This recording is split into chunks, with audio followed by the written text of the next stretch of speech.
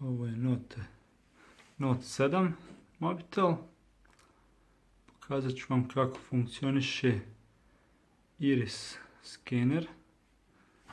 Dakle, možete da vidite tu tehnologiju na djelu. Ok, dakle, otvorio sam mobitel bez... Ovo je Note 7 mobitel. Pokazat ću vam kako funkcioniše iris skener. Dakle, možete da vidite tu tehnologiju na djelu. Ok, dakle, otvorio sam mobitel bez...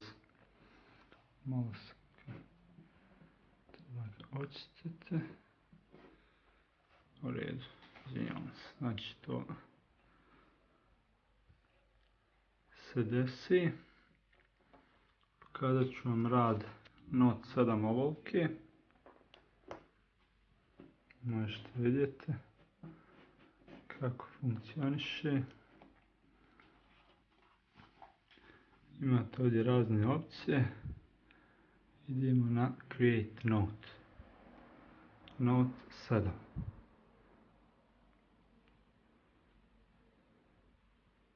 Olovka je jako tanka pri dnu, što znači da možete puno preciznije pisati sa njom. Note 7. Tako. Ovdje možete podešavati, koristiti tanju olovku. Note za 7. Dakle, ako je Note 5 za 5, Note 7 je definitivno za 5+. Opcija Translate prevodi automatski riječi na jezik koji izaberete. Evo vidite, Save je prevedeno sa uštedjeti.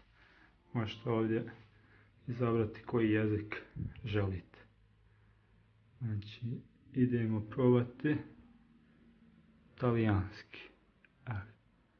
Save, salvare na talijansku.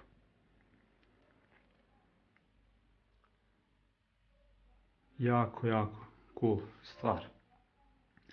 Možete koristiti klasičnu Note aplikaciju, takozvanu S-Note.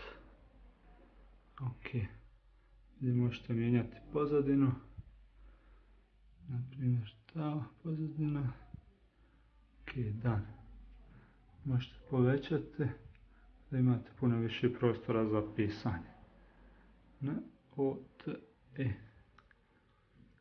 Možemo koristiti običnu olovku koja puno tanje piše. Imate razne boje i tako.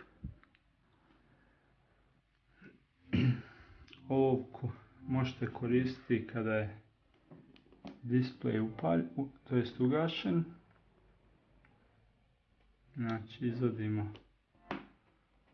samo sekunda,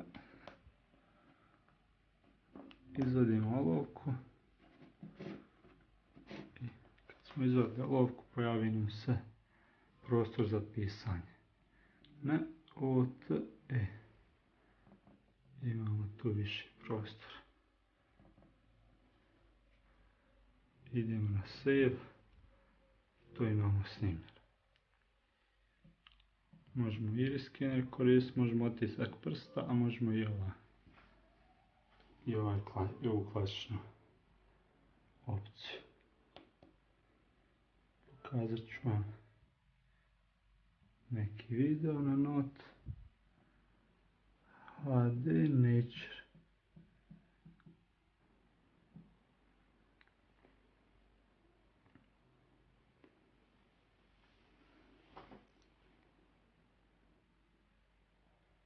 ovo je internet spor, pa izgleda i da je Note spor, ali da je internet.